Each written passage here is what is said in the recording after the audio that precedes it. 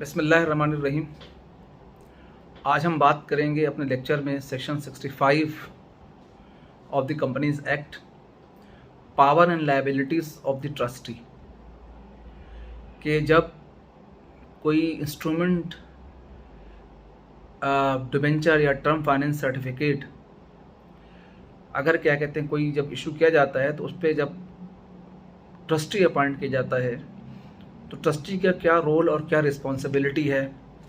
इन instrument के हवाले से। तो सब सेक्शन 1 सेक्शन 65 का ये कहता है कि द ट्रस्टी नॉमिनेटेड और appointed the trust deed for securing an issue of debenture shall, if so empowered by such deed, have the right to sue for all redemption monies and interest in the following case, namely कि अगर कोई trustee nominate किया जाए या appoint किया जाए under a trust deed for issuing of debenture, तो वो ट्रस्ट डीड एम्पावर करती है और कुछ राइट्स प्रोवाइड करती है ट्रस्टी को for redemption of monies and interest, और उनके जो केसेस होंगे वो ये होंगे। सेक्शन 65 सब सेक्शन 1 का क्लॉज ए ये कहता है कि where the issuer of the debenture as mortgagor bind himself to repay the debenture loan or pay the accrued interest thereon, or both to repay the loan and pay the interest thereon in the manner provided on the due date। कि जहाँ पे ये लिखा हुआ है या कोई ऐसा डिबेंचर है जो डिबेंचर जो है वो इशूअर को बाइंड करता है कि वो डिबेंचर के जो लोन होगा या उसका जो अक्रूड इंटरेस्ट होगा या accrued interest and loan both जो वो पे करेगा, जो कि उस डिबेंचर को इशू करते हुए उसको डॉक्यूमेंट्स के अंदर जो डेट प्रोवाइडेड है उस डेट के ऊपर।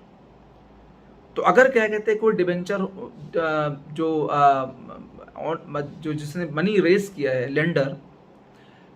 बल्कि बोरोवर जिसने बोरो किया है money from the debenture in the form of issuance of debenture या टर्म फाइनेंस सर्टिफिकेट, तो अगर क्या कहते हैं वो उस ड्यू डेट के ऊपर अपने इंटरेस्ट को या क्या कहते हैं अपने प्रिंसिपल को या बोथ दोनों को पे करने में अगर नाकाम हो जाता है तो वो उसके उस इंस्ट्रूमेंट के ऊपर जो क्या कहते हैं नॉमिनेटेड होता है या अपॉइंटेड होता है ट्रस्टी, उसको फिर क्या कहते हैं वो राइट हो जाता है कि वो क्या कहते हैं सू करे, कोर्ट के अंदर केस फाइल करे रिडम्पशन ऑफ मनीज़ के लिए या इंटरेस्ट के लिए या बोथ के लिए। इस तरह से सब सेक्शन 1 का सेक्शन बी ये कहता है कि where by any cause other than the wrongful act और default of issuer the mortgage is property is only और पार्शियली डिस्ट्रॉयड और the security is rendered insufficient within the meaning of section 66 of the Transfer of Property Act 1982, Act 4 of 1882, and the trustee has given the issuer a reasonable opportunity for providing further security adequate to render the whole security sufficient,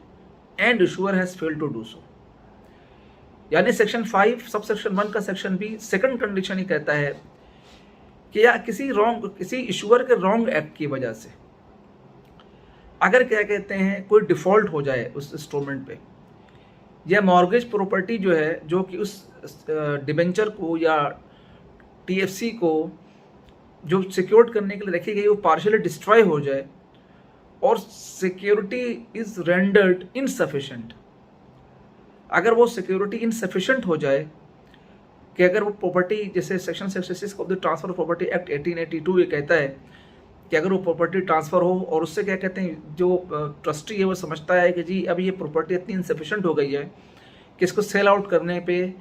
debenture holders के क्या कहते हैं पूरे जो principal amount है वो नहीं पे हो सकेंगे, और उस पर जो इंटरेस्ट है वो नहीं पे हो सके होंगे, तो वो क्या करता है कि वो उसको ट्रस्टी जो है वो रीज़नेबल अपॉर्चुनिटी देगा इशूअर को कि जी वो फर्दर क्या कहते हैं एडुकेट सिक्योरिटी क्या कहते हैं प्रोवाइड करे। और अगर क्या कहते हैं एडुकेट सिक्योरिटी प्रोवाइड करने में नाकाम हो जाता है इशूअर, तो जो ट्रस्टी है वो कॉल कर लेगा उस एसेट्स को और सू करेगा कि जी इसकी लिक्विडेशन के लिए या उसको सेल आउट करने के लिए, ताकि वो इंश्योर करेगा कि इससे पहले कोई प्रॉपर्टी फर्दर डैमेज हो या फर्दर क्या कहते हैं उसकी वैल्यू क्या कहते हैं रिड्यूस, मार्केट वैल्यू रिड्यूस हो, वो क्या कहते हैं उस प्रॉपर्टी को जो है सेल आउट करके डिबेंचर होल्डर के पैसे क्या कहते हैं पे करने के यकीनी बनाए, उनके इंटरेस्ट के पे करने के यकीनी बनाए। और कोर्ट फिर क्या कहते हैं ये भी ऑर्डर पास कर सकती है सू करने के नतीजे में जो डिफिशियंसी रह गई है वो भी क्या कहते हैं ट्रस्टी क्या कहते हैं पे करे। सेक्शन 65 का सब सेक्शन 1 का क्लॉज सी ये कहता है कि where the trustee is deprived of the whole or part of security by or in consequences of any wrongful act or default on the part of the issuer। अगर क्या कहते हैं trustee ये fail करे कि जी जो ट्रस्टी जो है वो डिप्राइव किया जा रहा है या जो डिवेंचर होल्डर के राइट को डिप्राइव किया जा रहा है और जो जो, जो एक्शंस हो रहे हैं उसकी वजह से जो होल और पार्ट ऑफ द सिक्योरिटी जो है इसके कंसिक्वेंसेस के नतीजे में या इस रॉन्गफुल एक्ट के नतीजे में डिफ़ॉल्ट हो जाएगा on the part of the issuer, या उस तरह की कोई चीज़ फेस करता है या फील करता है ट्रस्टी कि जी जो इशूअर है वो डिप्राइव कर रहा है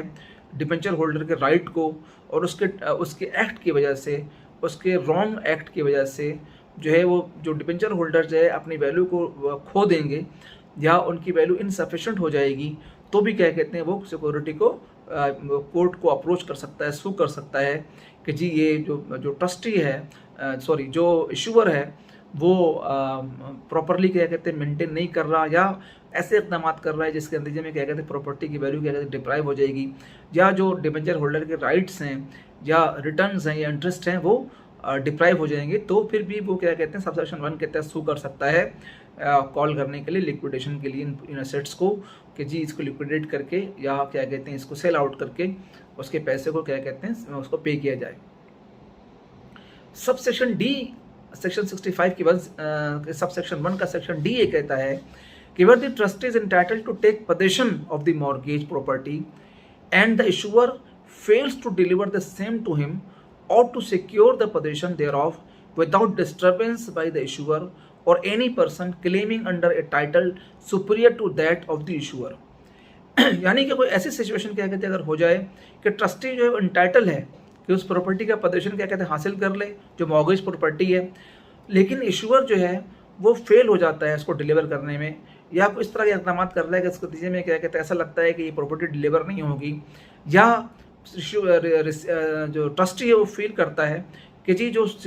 प्रॉपर्टी ट्रांसफ़र हो रही है उसकी पोजीशन जो है वो सिक्योर नहीं होगी, या क्या कहते हैं वो क्या कहते हैं फील करता है कि वो डिस्टर्बेंस होगी, तो वो जो है विदाउट डिस्टर्बेंस उसको हासिल करने के लिए जो है वो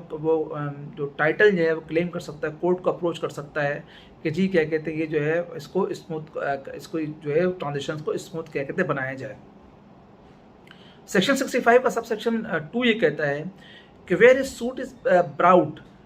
अंडर क्लॉज ए और clause B of sub section 1 the court may at discretion stay the suit and all proceeding therein notwithstanding contained in any contract to the contrary until the trustee has exhausted all his available remedies against the mortgage property or what remains, or if it unless the trustee abandons his security and if necessary transfer the mortgage property। यानी जाहिर है कि ये तो law की क्या कहते हैं एक स्पिरिट भी है और क्या कहते हैं जस्टिस भी लॉ की है कि कोर्ट अगर ट्रस्टी क्या कहते हैं कोर्ट को अप्रोच करता है तो कोर्ट जो है अपने डिस्क्रिप्शन पे किसी भी जो प्रोसीडिंग है उसको स्टे ग्रांट कर सकती है। अगर क्या कहते हैं कोर्ट ये फील करे कि ट्रस्टी को जो मेजर्स लेने चाहिए थे उसको प्रॉपर्टी को पोजीशन लेने के लिए वो उन मेजर्स को ट्रस्टी ने यूटिलाइज ही नहीं किया है, या क्या कहते हैं उसमें क्या कहते हैं कोई कमी है या जो एक्शन क्या कहते हैं ट्रस्टी को लेने चाहिए थे ट्रस्टी ने क्या कहते हैं वो एक्शंस लिए ही नहीं है और कोर्ट ऑफ लॉ को अप्रोच कर दिया है, तो कोर्ट कहे कि भाई पहले जो आपको अपने काम करने थे आप वो काम तो करें ना, उसके बाद अगर क्या कहते हैं प्रॉपर्टी ट्रांसफ़र नहीं होती है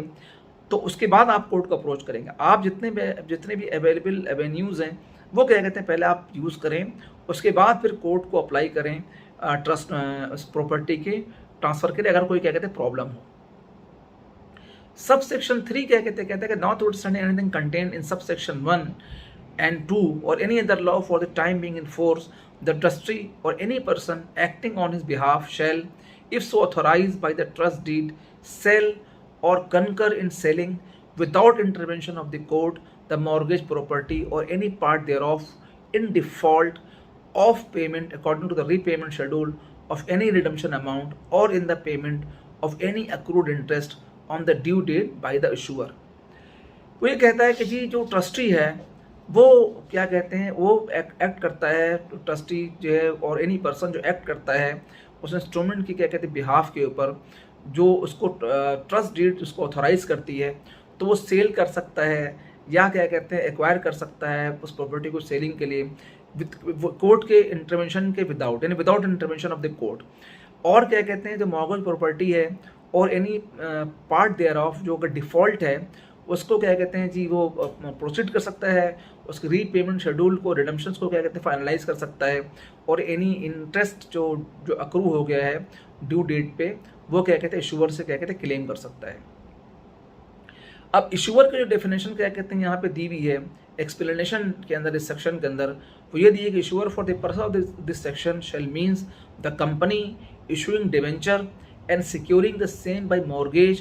of its properties or assets or both if properties and assets are appointing a trustee under the trust deed। यानी इशूअर वो होगा बेसिकली, सिंपल अगर हम समझ लें कि जो बेसिकली जो कंपनी होगी इशूअर जो कि डिवेंचर को क्या कहते हैं इशू कर रही हो या जो है वो किसी प्रॉपर्टी को सिक्योर कर रही हो against the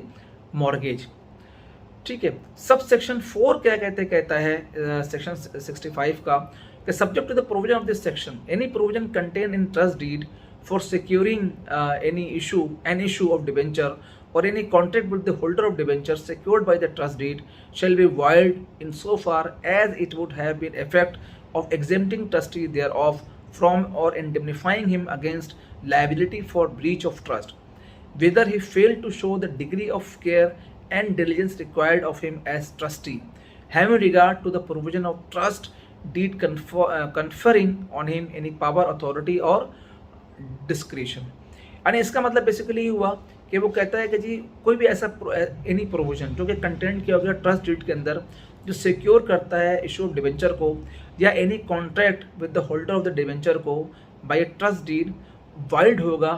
if it would have the effect of exempting trustee therefrom और indemnifying him against liability for breach of trust. कि जी अगर क्या कहते हैं कोई ऐसी चीज़ क्या कहते की गई कि जिसमें क्या कहते हैं ट्रस्टी को कोई ऐसा एक्ट जो ट्रस्टी को इंडेमनिफाई करे या उसकी लायबिलिटी को क्या कहते हैं सिक्योर करे, या ये कि जो कोई अगर ट्रस्टी अगर क्या कहते हैं कोई ब्रीच करता है उसको क्या कहते हैं कवर प्रोवाइड करे, चाहे क्या कहते हैं वो फेल हो गया हो डिग्री ऑफ केयर या डिलीजेंस क्या कहते हैं करने के लिए as a trustee,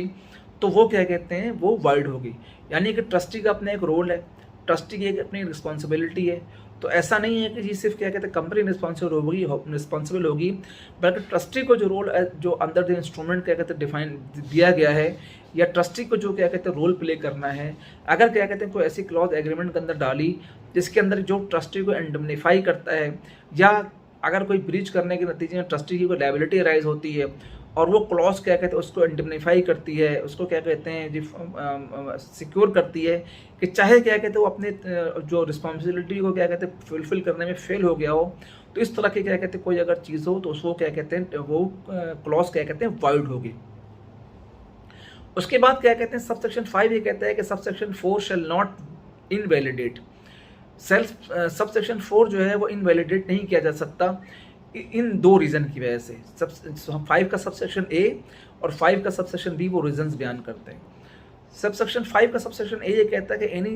release otherwise validly given in respect of any act और omission by trustee before the giving of the release.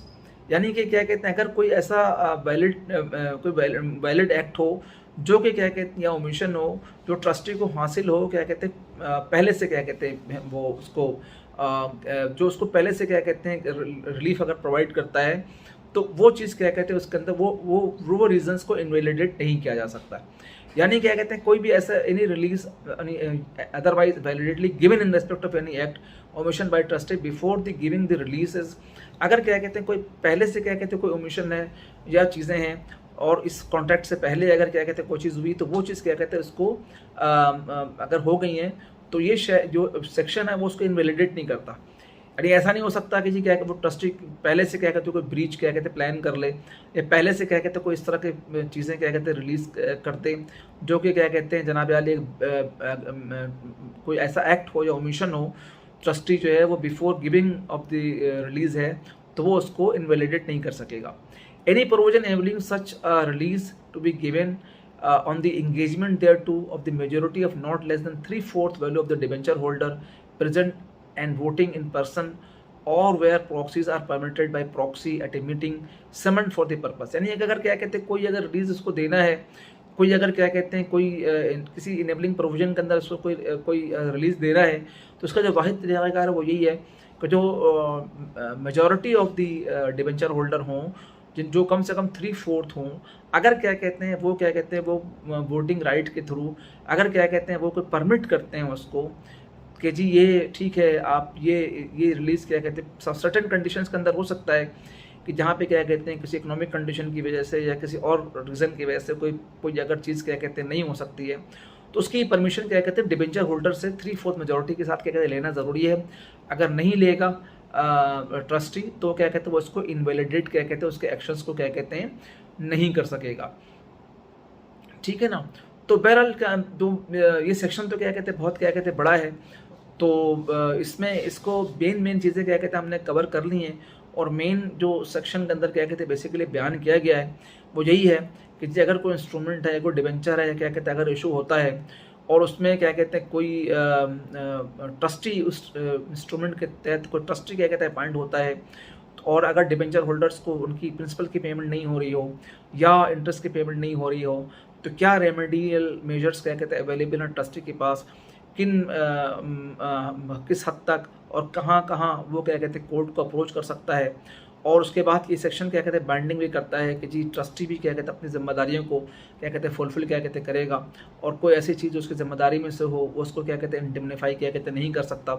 और अगर कोई उसको पर्टिकुलर रिलैक्सेशन या कोई रिलीज़ चाहिए तो उसके लिए ज़रूरी है कि वो 3/4 जो डिबेंचर होल्डर है वो क्या कहते हैं अपनी मीटिंग कॉल करके उसके अंदर उसको अगर प्रॉपर्ली क्या कहते हैं कोई चीज़ अथोराइज करते हैं तो वहाँ पे क्या कहते हैं उस हद तक उसको रिलैक्सेशन क्या कहते हैं मिल सकती है।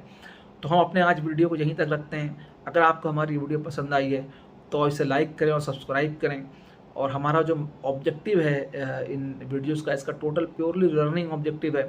कि जी पाकिस्तान के अंदर जो कॉर्पोरेट लॉ के प्रैक्टिसेस है और उसको क्या कहते हैं इन्हांस किया जाए, और जो स्टूडेंट्स हैं ICMA के SCA फाइनल के या वो प्रोफेशनल्स हैं जो कॉर्पोरेट लॉ को प्रैक्टिस करते हैं उनको क्या कहते हैं लर्निंग एवेन्यूज़ प्रोवाइड किया जा सके। Thank you very much.